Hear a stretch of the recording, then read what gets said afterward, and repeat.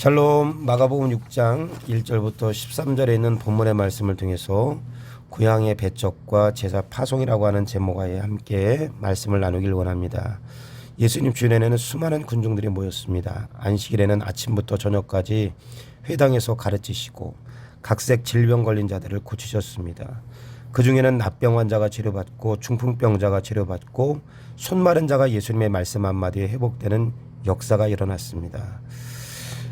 누가복음 4장 15절 무사람에게 칭송을 받으시더라 말씀하시는 것처럼 사람들이 예수님을 칭송했습니다. 오늘 마가복음 6장 2절 말씀에도 안식일에 되어 회당에 가르치시니 많은 사람이 듣고 놀라 이르시되, 사람들이 예수님의 가르치심을 칭송할 뿐만 아니라 놀랐습니다. 예수님께서 행하신 기적뿐만 아니라 예수님의 가르치심에 탁월하심에 놀랐습니다. 그러나 예수님의 형제들과 고향 사람들은 예수님을 어떻게 대하였는가? 마가복음 6장 3절 말씀에 이 사람이 마리아의 아들 목수가 아니냐, 야고보와 요셉과 유다와 시몬의 형제가 아니냐, 그 누이들이 우리와 함께 여기 있지 아니하냐 하고 예수를 배척한지라.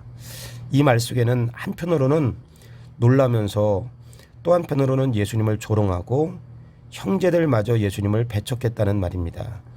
요야킴 예레미야스가 쓴 1세기 유대주의라고 하는 책에 보면 1세기 당시 유대인들에게 천대받던 몇 가지 직업군이 있습니다. 어부, 목동, 목수.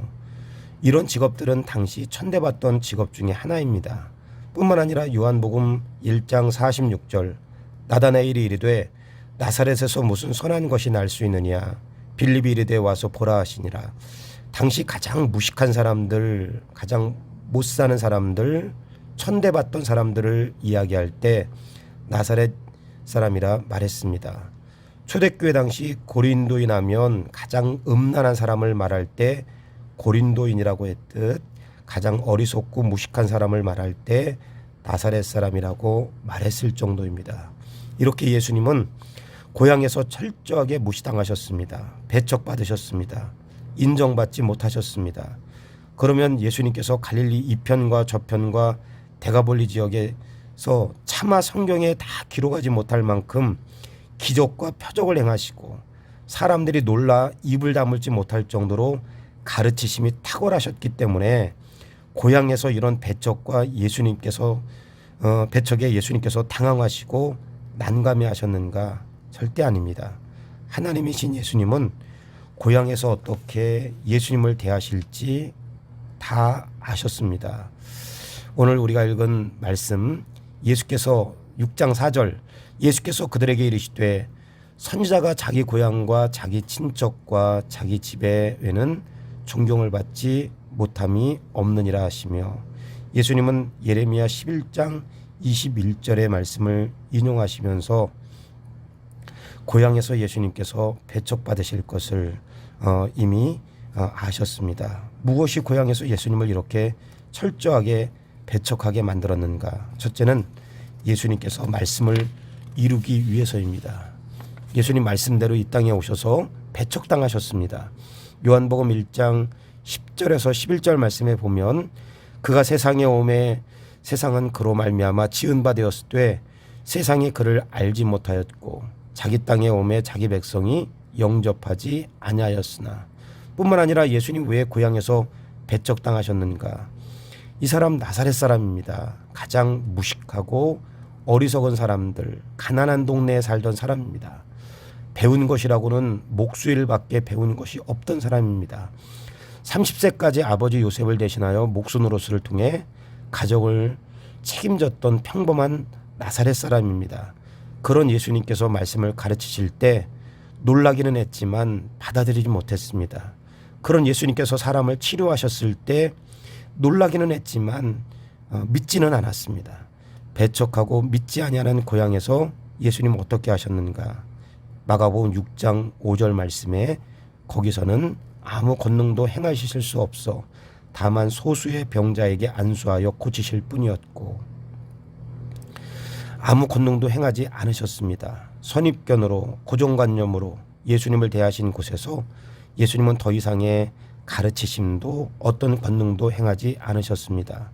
이 말은 선입견과 고정관념으로 똘똘 뭉쳐있던 사람들이 주님의 은혜를 체험하지 못했다는 말도 됩니다. 왜 이들뿐이겠습니까? 하나님의 은혜를 체험하고 임재를 누리지 못하는 가장 큰 걸림돌이 있다면 예수님의 고향 사람들처럼 선입견과 고정관념, 편견일 수 있습니다. 요한복음 6장 7절 말씀에 빌립이 대답하되 각 사람으로 조금씩 받게 할지라도 200데나리온의 떡이 부족하리이다. 빌립의 고정관념은 예수님의 능력을 제언했습니다.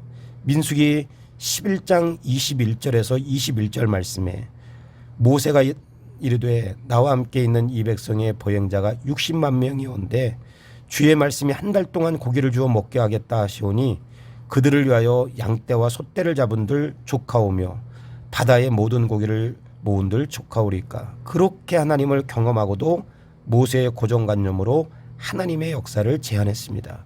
오늘 하루 더 깊은 하나님의 은혜 자리에 나가지 못하게 하는 나의 고정관념이 있다면 철저하게 말씀 앞에 깨어지기를 기도하시고 말씀을 대할 때 나의 편견과 선입견이 걸림돌이 되지 않도록 편견과 선입견을 말씀 앞에 내려놓는 하루가 되기를 기도하시기 바랍니다.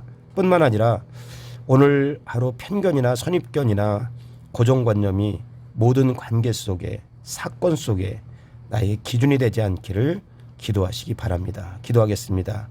주님, 말씀을 대할 때 고정관념, 선입견, 편견을 내려놓게 하시고 하루의 삶 속에 이와 같은 것들이 내 삶의 기준이 되지 않게 하시며 말씀이 내 삶의 기준이 되는 하루의 삶을 살기를 원합니다. 예수님의 이름으로 기도합니다. 아멘. 할렐루야. 좋은 하루 되세요.